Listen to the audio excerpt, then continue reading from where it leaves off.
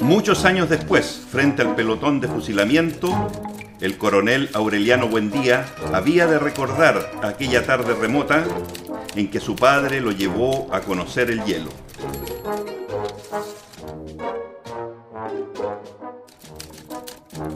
Amigos y amigas, les damos la bienvenida a un nuevo programa, Viaje al Centro del Libro. Me acompaña en esta oportunidad Eric Huica. ¿Cómo estás tú, Eric? Muchas gracias por la invitación a este nuevo programa. Muy contento de estar nuevamente en este panel, en esta edición y muy contento también por el invitado. También nos acompaña el arquitecto Eduardo Arenas. Hola Eduardo, bienvenido. ¿Cómo te encuentras para esta jornada? Bien, me parece interesante que se hagan este tipo de programas. Agradezco la invitación, puesto que ya hemos estado compartiendo en nuestros eventos. Es bueno para poder hablar de libros, que es lo que nos interesa. Hablemos de un hecho trascendental en la literatura latinoamericana. Se trata del fenómeno llamado boom literario.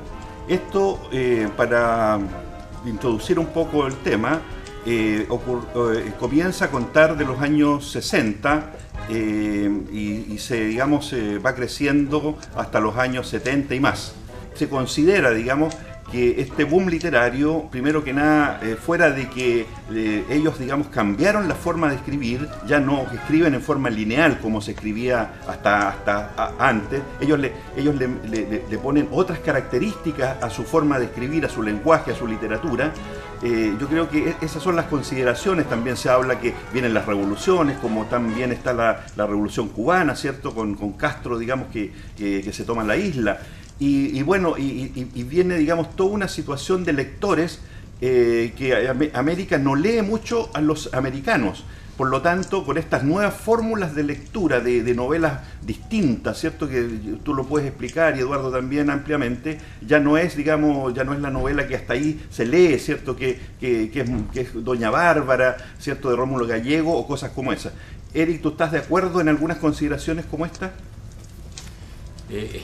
En realidad el boom literario latinoamericano es más una creación de las editoriales, sobre todo las editoriales españolas, y estoy pensando específicamente en la editorial Seybarrán, que implica que la literatura latinoamericana que se está haciendo por jóvenes escritores va a ser conocida en Europa, pero todas esas características que señalan de estas novelas, tanto de García Márquez, de Vargas Llosa, de Carlos Fuentes, de Julio Cortázar, de José Donoso, son características que ya estaban en la literatura latinoamericana y desde hace mucho tiempo, ya desde la década del 30, con Juan Carlos Onetti había empezado a incorporarse la ciudad a la literatura. Tenemos a Jorge Luis Borges, tenemos a Pedro Páramo de Juan Rulfo en 1955. De manera que este fenómeno editorial lo que va a hacer es que va a poner en el tapete de la literatura mundial a una literatura que era marginal, periférica, como era la literatura nuestra, pero que va a adquirir una preponderancia dentro de la literatura mundial, que también va aparejada a circunstancias históricas que son distintas y que golpearon fuertemente en el mundo. Estoy pensando en la Revolución Cubana en 1959, que va a marcar la luna de miel entre los intelectuales latinoamericanos y no solamente el ideario revolucionario de Fidel Castro, sino que el marxismo, luna de miel que va a terminar abruptamente el 21 de marzo de 1971, cuando la policía secreta de Cuba arresta a Berto Padilla por haber escrito un libro de poesía. Y es donde los escritores latinoamericanos no solo adquieren conciencia del papel relevante que tienen, sino que tienen que tomar partido. Ya. Y aquí también está el problema del compromiso, la eterna pugna entre Jean-Paul Sartre y Albert Camus, que al final, a través de la historia, se va a dirimir a favor de Albert Camus, porque en definitiva el escritor, su compromiso es con su tiempo, pero el compromiso fundamental es con sí mismo. Les quiero preguntar a Eduardo, Este boom, indudablemente que aquí, como dice Eric, hay 5 pilares, digamos, 5 escritores pilares, unos chilenos, como él nombra a nuestro Pepe Donoso. Este boom latinoamericano, que eso también es, las editoriales, sobre todo las españolas, empiezan a interesarse y a llevarse los grandes escritores estos que empiezan, digamos, con sus carreras muy jóvenes. ¿Tú crees que eso, digamos, hizo que nuestra América, nuestra literatura americana, hasta este momento poco leída por el pueblo, empiece, digamos, a tener un resurgimiento fuerte, importante en ese tiempo? Mira, yo creo que básicamente comienza a nacer muchos escritores debido a una gran demanda del pueblo por interpretar lo que se está viviendo antes de los años 60, que es la pobreza extrema en que está sumida Latinoamérica. Fidel Castro abre un poco los ojos con una revolución que incluso apoyada por Estados Unidos, donde empiezan a desarrollar algunos escritores cubanos, que luego también, bueno, son perseguidos, pero en Latinoamérica está Jorge Casa con Guasipungo, que es una novela que marca un hito. Nosotros siempre somos un poco chauvinistas al decir de nuestros escritores chilenos. En Latinoamérica, bueno, tenemos a Onetti, Uruguay, tenemos en Ecuador a, como digo, a Ricardo Icaza, y otros escritores como César Prado, está Andrade, y... Sí, pero lo que yo te quiero decir también es, ¿tú no crees que esta gente, estos grandes escritores que tú mencionas, con el boom latinoamericano salieron ganando? Porque muchos de ellos, digamos, se incorporaron a este boom, los empezaron a ¿cómo se llama?, publicar en Europa. Y eso, digamos, yo creo que el boom no fue una sola cosa para 4 escritores, sino que produjo, digamos, todo una avalancha, digamos, de situaciones, que fue en ese tiempo, digamos, la literatura americana se puso en el centro del mundo. O sea, ya no era, digamos, Europa el que, digamos, era los escribían los anglos, los franceses, los norteamericanos, sino que Latinoamérica ya fue, digamos, importante y grande por lo que estaba, digamos, sucediendo en ese tiempo. Por eso la importancia de este boom. Sí, yo creo que es exagerado decir boom, porque siempre hubo escritores buenos en Latinoamérica y eran muy bien publicitados a nivel local, a nivel latinoamericano. Basta mencionar la editorial Zigzag, que publicó grandes libros después de la ascensión de Allende al poder, donde la literatura estuvo al alcance del pueblo y tuvimos la oportunidad de tener libros baratos y se conocieron muchos escritores, tanto emergentes como a nivel latinoamericano.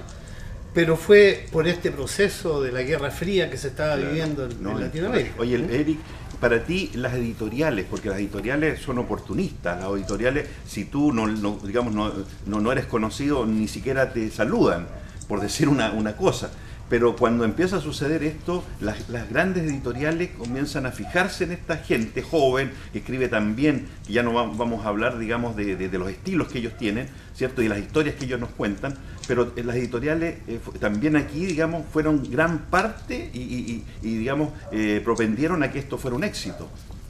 Indudablemente tenemos que pensar que en ese tiempo, en esos años 60, la editorial más importante en lengua española era Seibarral. El año 62 marca un hito porque La ciudad de los perros de Mario Vargas Llosa gana el premio Biblioteca Breve. El año 65 La Casa Verde de Mario Vargas Llosa va a ganar el premio Biblioteca Breve de nuevo. El año 66 va a ganar el premio de la crítica y el año 67 va a ganar el premio Rómulo Gallego. 100 años de soledad es publicado por Editorial Sudamericana y en algo que nadie esperaba, se llega a tener una edición semanal de 100 años de soledad. Entonces todo confluye a que las editoriales estén premiando a las novelas latinoamericanas. De hecho, el que tiene un pie dentro del boom y un pie afuera, José Donoso, el año 70, termina su monumental obra El obsceno pájaro de la noche, y lo que él esperaba era ganar el premio Biblioteca Breve y ganar el premio de la crítica, pero precisamente el año 70 se divide la editorial Seibarral y termina el premio. que era el año que le correspondía a él y que siempre esperó entrar a este grupo porque la mayoría de los historiadores están contestes en que los integrantes del boom son 4 y no consideran a José Donoso excepto los profesores de literatura chilena. Y debemos tener presente que tal vez nuestro más grande novelista, Carlos Droguet, con Eloy, perdió el premio Biblioteca Breve por un voto, que debe ser, ante una novela española mediocre, que no va a pasar a la historia, mientras que Eloy debe ser la novela más importante que tiene Carlos Droguet. Oye, Eduardo, vamos a hablar un poquito de los escritores también. Les vamos a asignar un rol importante. Bueno, sabemos que Mario Vargas, Premio Nobel de Literatura, él, digamos, es un tipo, digamos, que tiene, digamos, una juventud dedicada ya a la literatura. Él escribe muy joven, ¿cierto? Y con ese tremendo libro, La ciudad y los perros, ¿cierto? Ya se consagra absolutamente.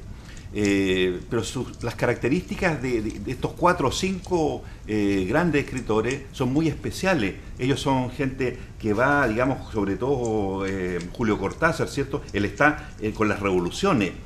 Son tipos exiliados, son todos tipos que escriben sus novelas desde afuera, desde el exilio. O sea, uno de Francia, otro Vargas Llosa de Inglaterra, ¿cómo se llama?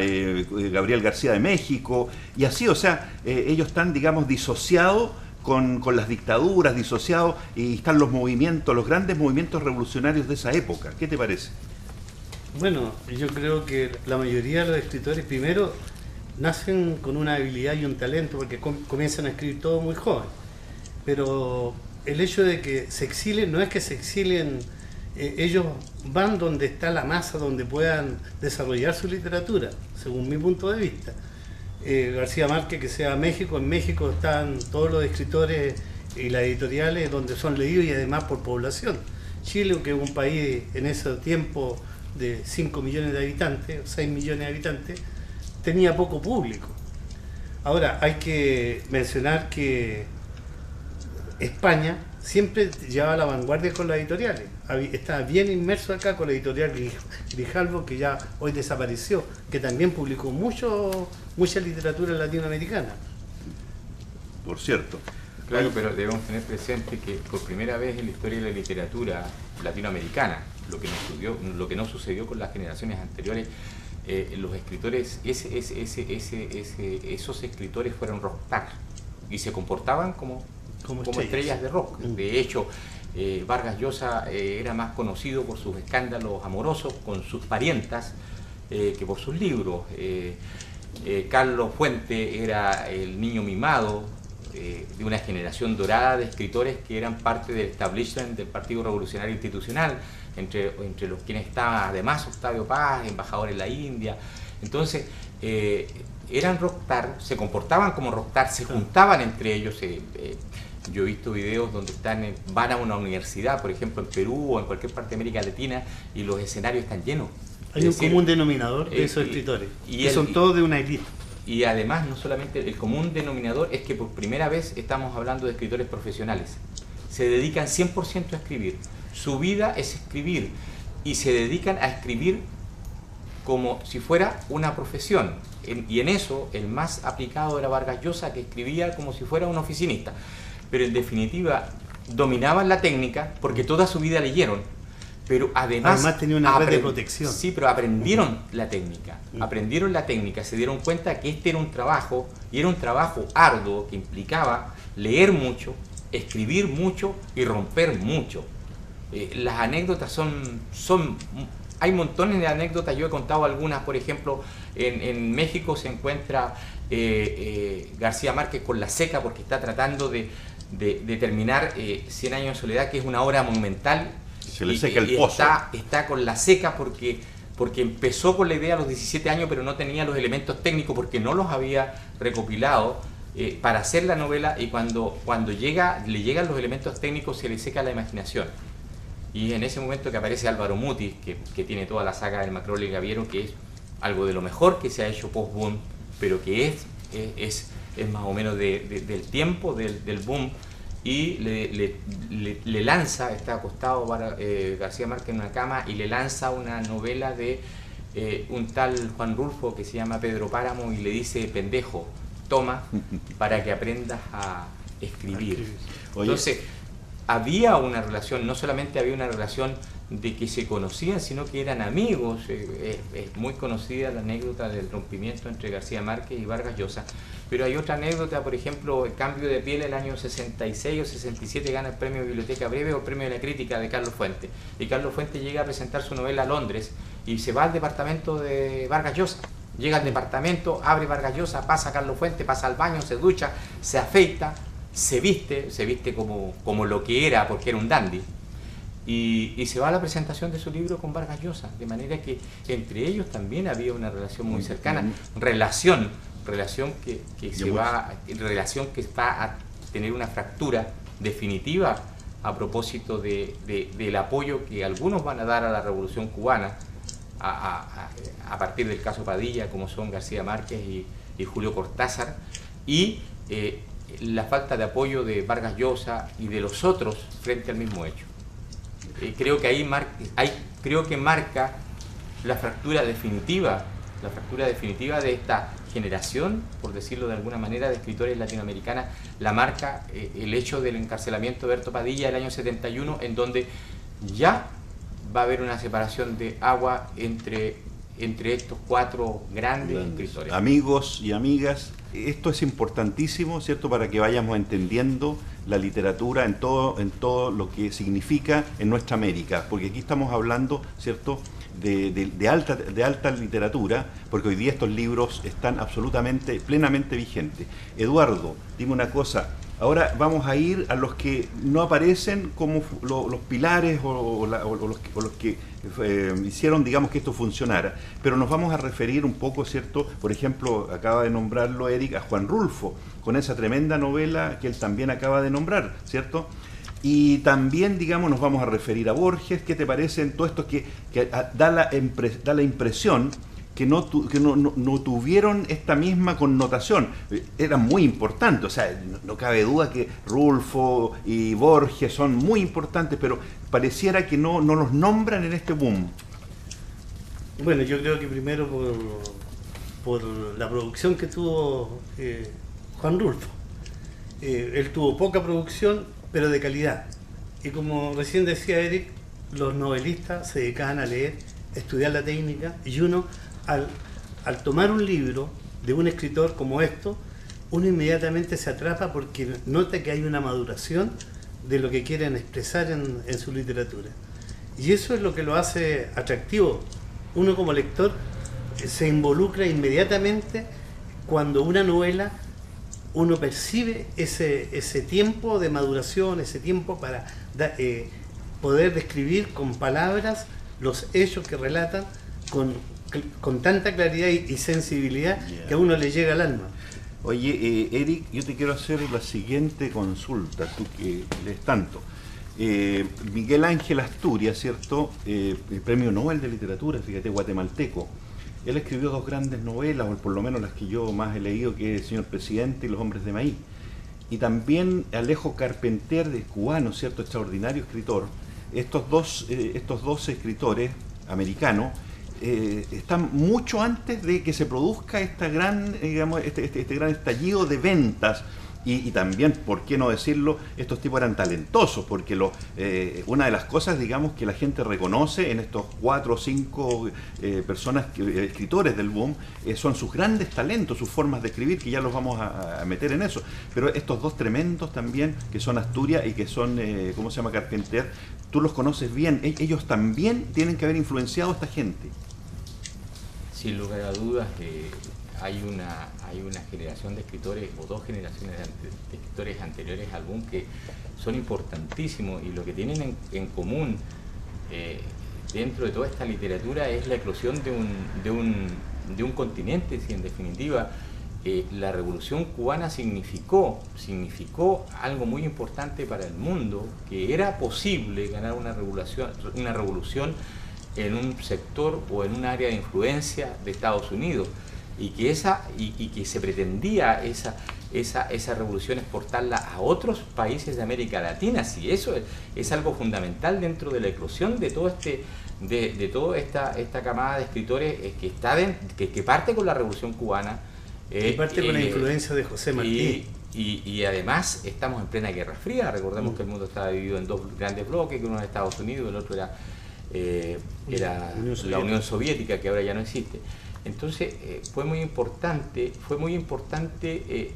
que el mundo se dio cuenta que los de la periferia, los que eran marginales, pasan a tomar un rol preponderante, y mostrar este continente completo es una tarea titánica que emprenden todos estos escritores, porque todos pretenden hacer la novela totalizadora, la novela total, que sea capaz de representar el mundo y completo, un mundo como el mundo latinoamericano, lleno de contradicciones, fruto de la violencia.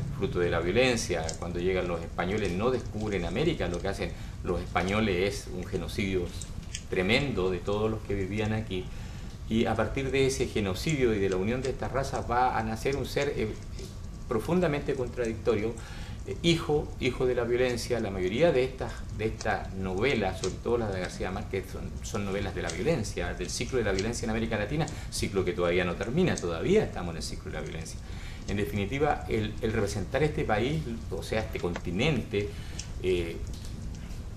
desde las selvas, desde la fundación, desde lo hispánico, El mundo alucinante, Reinaldo Arenas, las 3 novelas de la conquista de Carlos Droguet, hasta las novelas de la ciudad de Juan Carlos Bonetti o de Mario Benedetti, están representando todo un mundo que va desde la selva hasta lo más cosmopolita. Y para qué hablar de Julio Cortázar, el más intelectual de todo y que hace toda su carrera en Francia, en París. Entonces, está representando un mundo completo, y en representar este mundo, evidentemente hay escritores que están fuera del boom y que son tan importantes o más importantes que los escritores del boom. De hecho, en América Latina se reconoce que los 2 grandes padres de la literatura latinoamericana son precisamente 2 personas que no están en el boom. Uno es Juan Rulfo con Pedro Páramo, y el otro es, con toda su obra, y que es considerado tal vez el más importante escritor de América Latina, que es Jorge Luis Borges.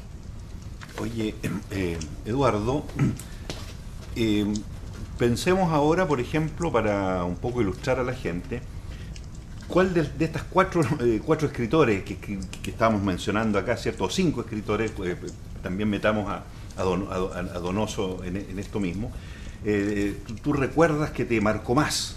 Yo creo que José Donoso, en el libro Donde van a morir los elefantes, refleja un poco lo que ocurre con el latinoamericano que se va a estudiar a Estados Unidos, que andan todos porque él era profesor en la universidad en Estados Unidos, y refleja en gran medida esa aspiración que tenía el ejecutivo o el profesional latinoamericano de irse a meter a la boca del león. Por ejemplo, esta novela tan compleja que decía recién él, y que me parece que se demora 9 años en terminarla, que es El obsceno pájaro de la noche, El lugar sin límite, que le dio tantos triunfos a, ¿cómo se llama? Porque es la que más se recuerda. Yo con quien hablo siempre está El lugar sin límite. De hecho esa novela dio lugar a una de las anécdotas más sabrosas del boom latinoamericano, porque la editorial Zig-Zag en esos años le daba adelanto a los escritores, y José Donoso les había prometido una novela, y la novela era El lugar sin límite,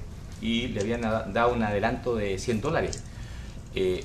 Carlos Fuentes había estudiado en Chile su enseñanza secundaria, y después como escritor conoce a José Donoso, y José Donoso le muestra el original de El lugar sin límite, y Carlos Fuentes toma la novela, se va a México y consigue que se la publique Joaquín Mortiz en la serie del Volador.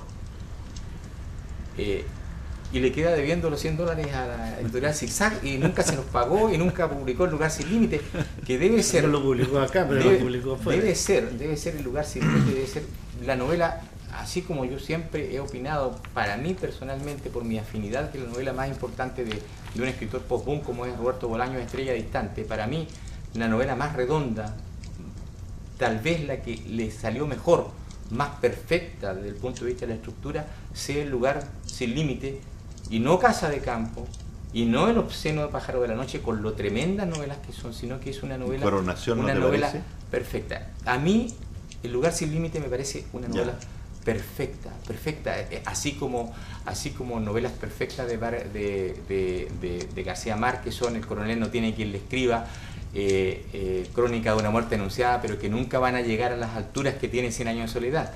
Y particularmente dice cuál es la novela de estas grandes novelas, que siempre se mencionan tres a todo esto, que son 100 años de soledad, La casa verde, Rayuela, La muerte de Artemio Cruz probablemente, y si nos vamos al 70, El obsceno pájaro de la noche, ¿cuál es la novela que más te ha marcado?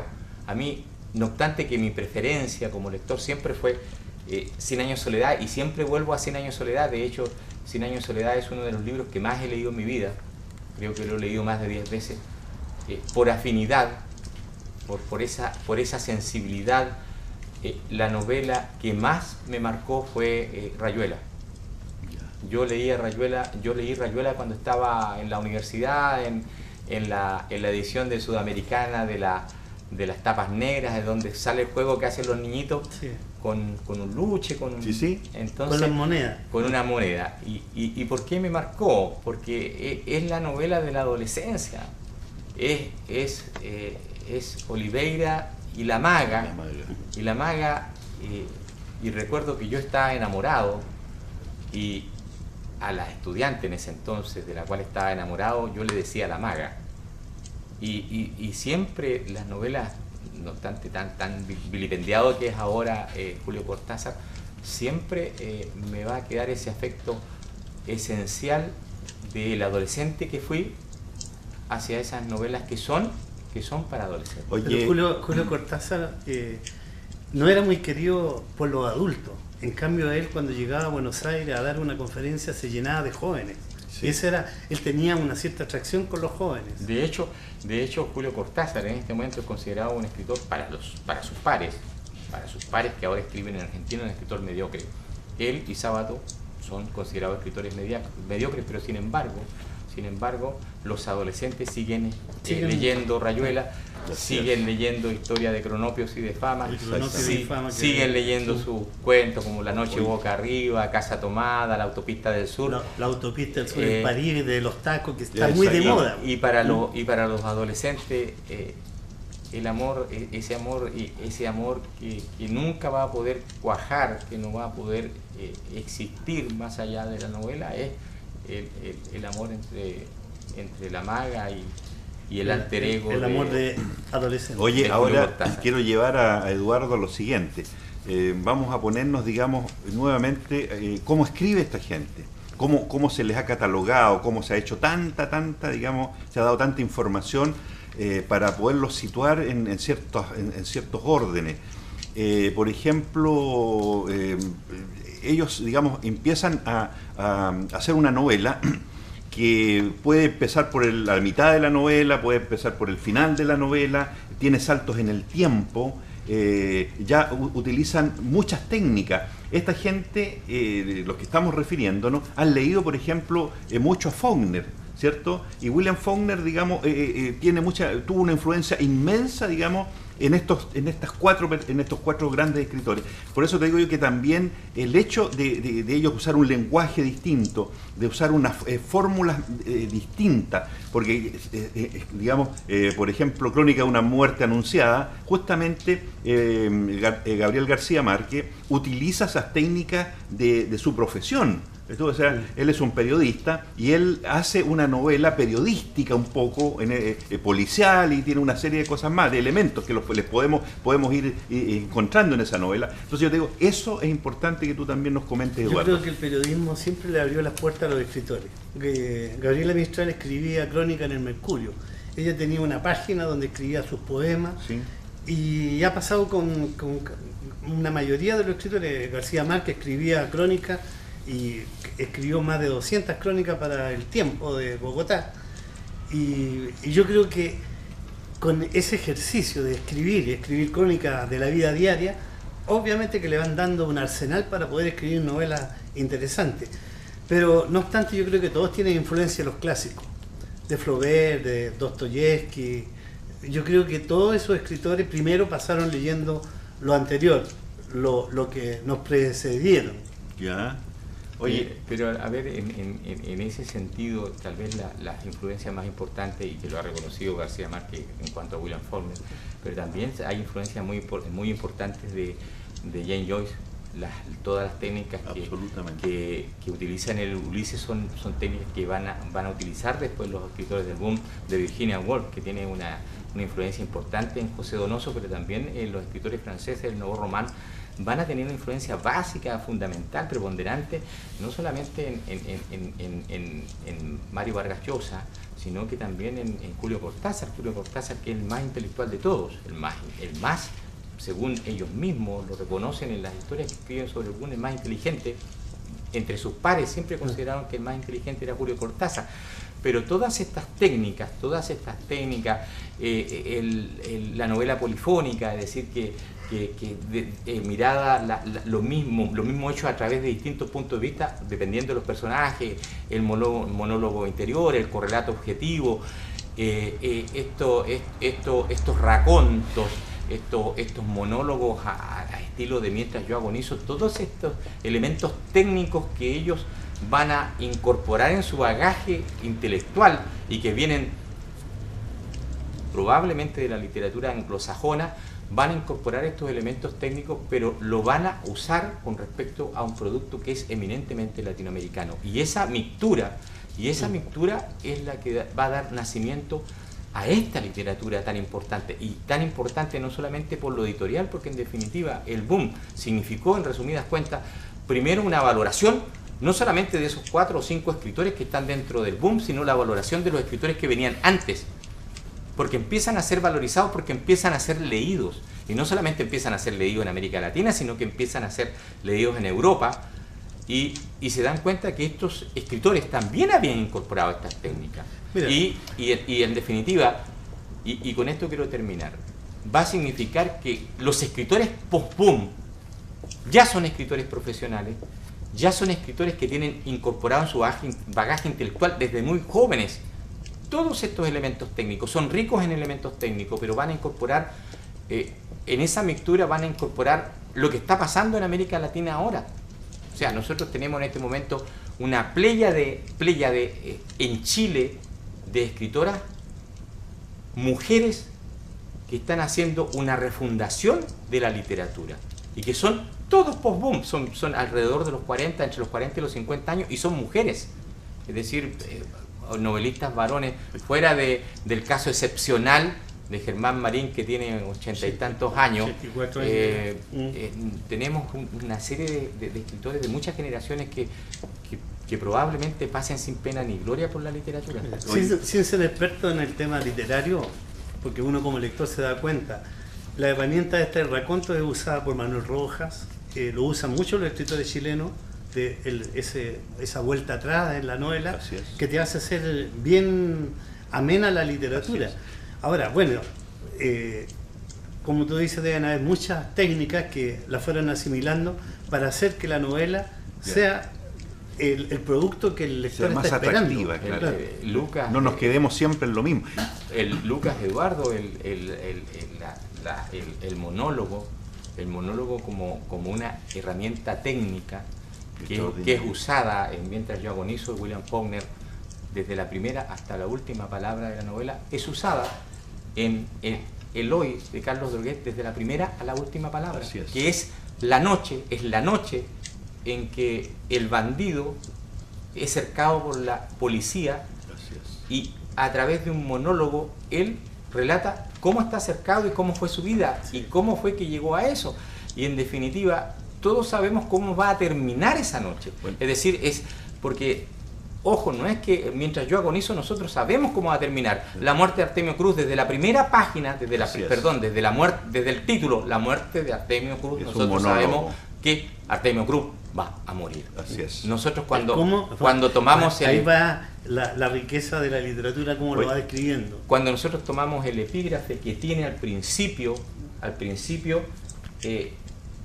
el Eloy de Carlos Droguet, la primera frase que tiene en la segunda hoja es los objetos que encontraron en el bolsillo del bandido Eloy. Claro. Es decir, en la segunda página nosotros sabemos que Eloy está muerto. Claro. Igual que en la crónica de una muerte anunciada, Así igual en Mientras yo agonizo, igual que en la novela que habíamos dicho de Carlos Fuentes. No se nos puede olvidar, Eduardo, te quiero hacer una pregunta. ¿Qué es lo que es para ti el realismo mágico? Porque esto no hemos hablado de esa palabra y resulta que el realismo mágico es un vocablo que se usa para todas estas novelas. Mira, como yo viví en el Ecuador, yo viví el realismo mágico. Cuando leía a García Márquez, y leí casi, creo que todas las novelas las he leído, lo que relata García Márquez en 100 años de soledad está presente en toda Latinoamérica. En Ecuador, cuando uno recorre un poblado, se da cuenta que puede ser Macondo. Ya. O tú estás en Colombia y cualquier pueblo puede ser Macondo. Perfecto. Él solamente cambió los nombres, pero puede estar en Chile. Dime que no está aquí Macondo. Macondo está en todos los pueblos. Esta novela de más de 400 hojas, Eric, donde hay 17 generaciones de buen día, ¿cierto? La verdad es que es una cosa tan extraordinaria, porque no solamente se trata de eso, sino que, como dice Eduardo, se aplica el realismo mágico. Cuando, ¿cómo se llama? Uno de los más importantes personajes de él se eleva al cielo, ¿cierto? O sea, tanta cosa que está que él, digamos, va haciendo un juego con el misticismo, con esta cosa, digamos, que muchas veces uno dice esto no es, pero ahí sí que lo cree, cuando García Márquez lo pone en su novela. Todas estas cosas que difícilmente creeríamos, a través de él sí que somos capaces, digamos, de poder hacernos carne de toda su narrativa. Ya, a ver, en Europa, que son expertos en masacre, y son expertos en asesinarse de hace siglos, les parece inverosímil, por ejemplo, algunas imágenes de Macondo, sobre todo con la huelga de las plataneras, de los trabajadores de las plataneras en contra de la Unité Fruit. Claro. Cuando en una noche son asesinados todos, los suben a un convoy de trenes y desaparecen. Los 3.000. Y desaparecen. Y nosotros tenemos una matanza en 1907 por el famoso presidente, que el único hecho digno de destacar de su gobierno fue la matanza de Santa María, en donde nunca se ha podido, primero, elucidar cuántos son los muertos, y tampoco se ha podido saber dónde están. Entonces, no es realismo mágico, es lo que nos pasó como continente a todos nosotros. Y en definitiva, esta metáfora de lo que es el mundo, de lo que es América Latina, de García Márquez, está asignado por la violencia. La violencia sí. como no solamente como una herramienta sino poder. Como la atmósfera en donde las personas viven. Recordemos, por ejemplo, el coronel no tiene quien le escriba, que el coronel no tiene quien le escriba, está preparando el gallo para la pelea y mientras tanto no tiene que comer, pero tiene que cruzarse en el pueblo todos los días con el encargado del gobierno que le asesinó a su hijo. Entonces, y cruzan las mismas calles y se encuentran en el mismo bar. Entonces, está asignado por la violencia, está asignado por la desgracia. Todos están destinados a morir, recordemos todos los buen días que estaban marcados con una cruz de ceniza. Y está asignado con, en definitiva, la destrucción, porque ¿cómo termina 100 años de soledad? Ya que empieza de una manera maravillosa y termina con que las estirpes condenadas a 100 años de soledad no tienen una segunda oportunidad sobre la tierra. Y al final, lo que nos dice García Márquez, que América Latina no tiene una segunda oportunidad sobre la tierra, estamos signados por la violencia. Bueno, en Colombia la guerra duró casi 100 años y de hecho todavía sigue, y somos un continente lamentablemente en ebullición constante, siempre con conflictos políticos, sociales y cíclicos, culturales. Cada cierto tiempo se vuelve a repetir lo mismo. Cuando uno dice ahora, con la esperanza del nunca más, yo tengo la certeza, y uno lo está viendo políticamente, hoy día se ve en Brasil, se ve en Colombia, con gobiernos liberales de derecha, se ve Chile, que no se pensaba que nuevamente íbamos a ser manejados por la derecha, y es una permanente ebullición y cíclica. Es una rueda. Cada cierto tiempo vuelve la violencia. Bueno, amigos y amigas, vamos a comenzar poco a poco a despedir el programa. La verdad es que yo he disfrutado mucho teniendo a dos portentosos lectores y me agrada mucho, digamos, aprender de ellos, escucharlos y nutrirme, digamos, de toda su sabiduría lectora, ¿cierto? A través de los años esto se va obteniendo y la vida va siendo mucho mejor cuando uno lee. Les recomendamos leer la gente del Boom. Eduardo, quiero tu última impresión en este programa. ¿Qué te ha parecido el tema, digamos, cómo lo has pasado? Todo lo que sea relacionado con la literatura es interesante. Yo siempre digo que la gente que lee lo ayuda a pensar, y cuando uno piensa ayuda a que la gente se libere, sea libre. Entonces lee para ser libre, lee para aprender a pensar. Antes de regalarle un obsequio a nuestro amigo Eduardo, quiero tu impresión, Eric, como panelista titular. Bueno, el tema es apasionante. Se nos quedó afuera toda la revolución del 68, que es también parte de esta generación de escritores y que es una parte fundamental, porque la rebelión que empieza en Francia y que termina con la caída del gobierno de Charles de Gaulle, y la revolución que empieza en México y que termina con la matanza de las plazas de las Tres Culturas, en donde se va a asesinar por parte de grupos militares de élite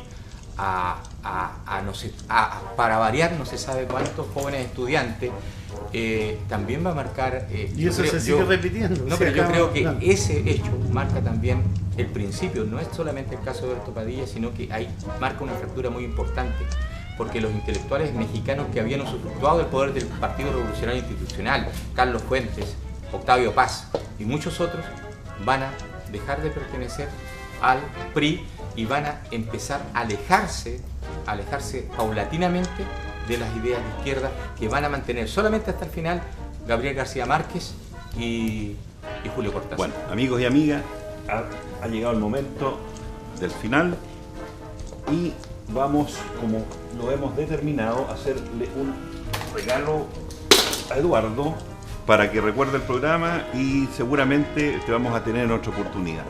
Así que este es un libro, digamos, de un escritor porteño, que me ha parecido a mí bien interesante porque tiene cuento y está prologado por nada más y nada menos que María Luisa Bombal, que también es de esos años del boom, digámoslo así, gran escritora nuestra.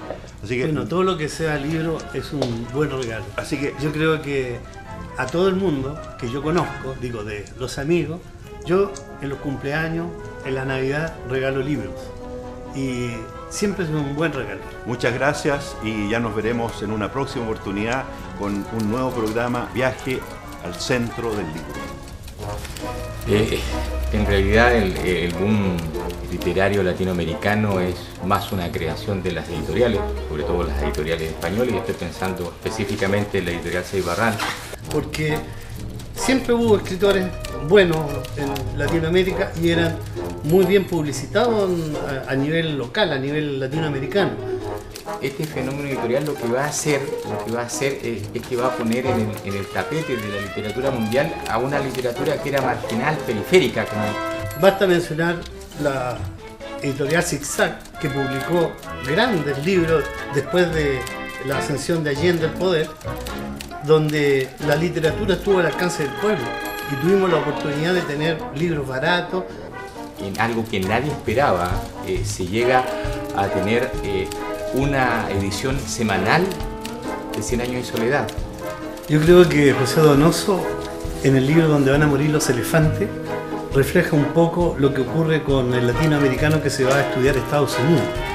Vargas Llosa era más conocido por sus escándalos amorosos con sus parientas que por sus libros. En Ecuador, cuando uno recorre un poblado, se da cuenta que puede ser Macondo. Ya. O tú estás en Colombia y cualquier pueblo puede ser Macondo. Los escritores del boom, de hecho, en América Latina se reconoce que los dos grandes padres de la literatura latinoamericana son precisamente dos personas que no están en el boom. Uno es Juan Rulfo con Pedro Páramo y el otro es, con toda su obra, y que es considerado tal vez el más importante escritor de América Latina, que es Jorge Luis Borges.